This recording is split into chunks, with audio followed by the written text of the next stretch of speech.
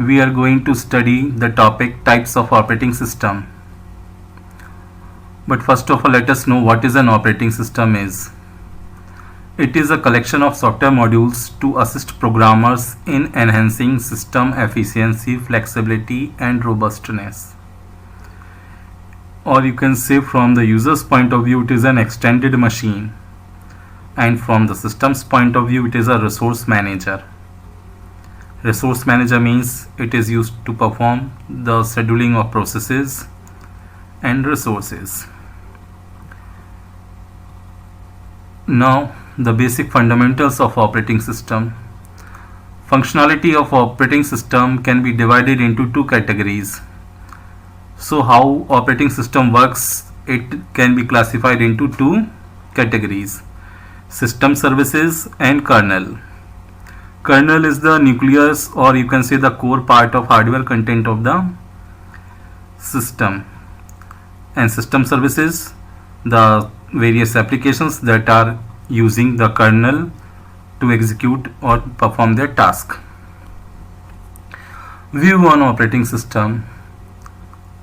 The one we have discussed before: machine abstraction, that is extended machine from the user's point of view, and resource manager means achieving the goal. What are the primary functions of an operating system? Multiplexing the processor, scheduling processes, coordinating interaction among processes, inter-process communication and synchronization, managing system resources, that is input-output operations, memory, data files, etc., enforcing access control and protection, maintaining system integrity and performing error recovery, providing an interface to the users. So these are all the operational functions for which we require an operating system. Now let us see how operating system has been evolved from its first generation to its fourth generation. So basically, the journey starts from the centralized operating system. Then comes the network operating system. After that came distributed operating system, and finally we are working on cooperative autonomous systems.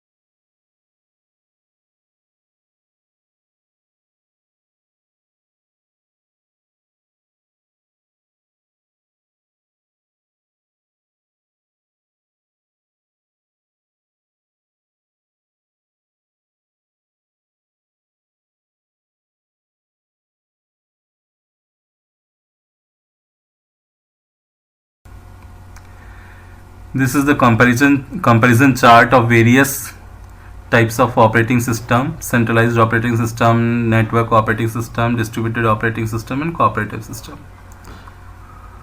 So we can see the characteristics of centralized operating systems are process management, memory management, IO management and file management. Network operating system, its characteristics were remote access, information exchange, network browsing. Then distributed operating system has a global view of file system, namespace, time, security, computational power.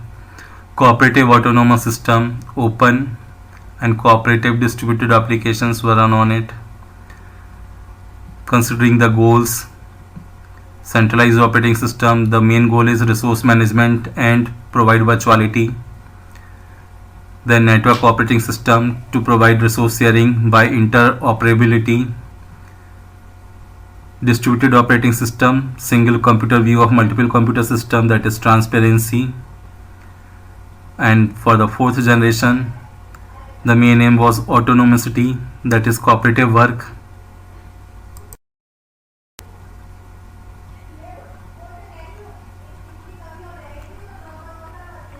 Centralized operating system.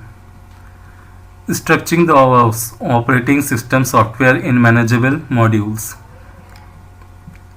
Its main characteristics are it has vertical layering, horizontal partitioning within the layers, enhancing the portability, that is separating the hardware dependent code from the system minimal kernel approach, which is typically monolithic. Typical functions of a minimal kernel are multiplexing of processors with multiprogramming support, interrupt handling, device drivers, process synchronization primitives, inter-process communication primitives. A universal minimal kernel on which a standard operating system can be implemented to support an application-oriented subsystem is called a microkernel. Operating system function as a resource manager. Mapping of processors, that is multiprogramming and time sharing. It also functions as process synchronization and inter-process communication. It also helps in process scheduling.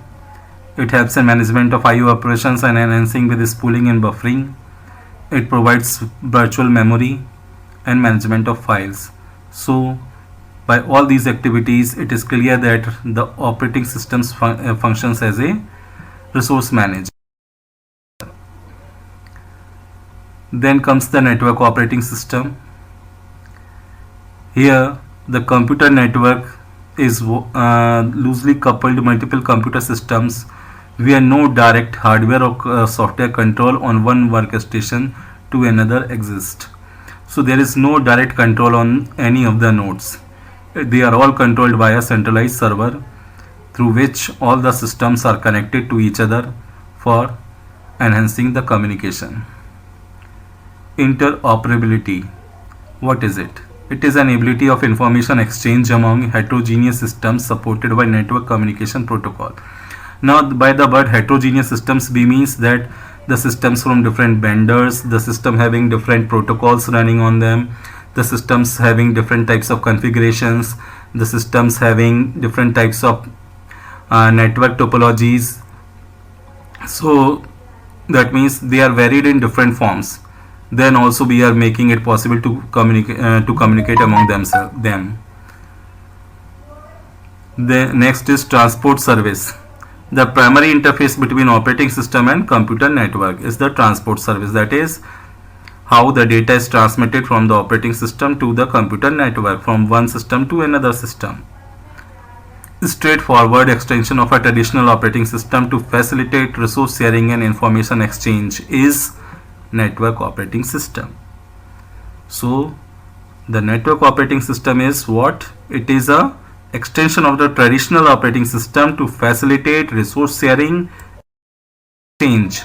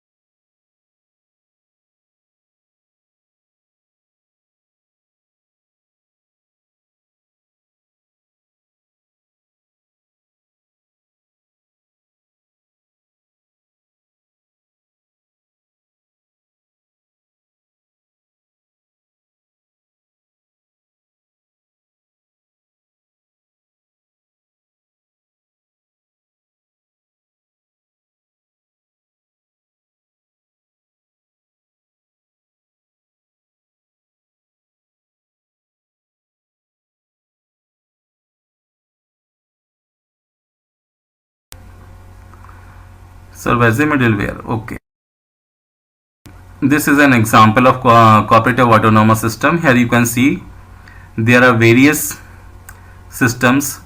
Someone is performing as a salesperson, someone is performing as a manager, mechanic, salesperson. So all these are clubbed into a single unit known as servers.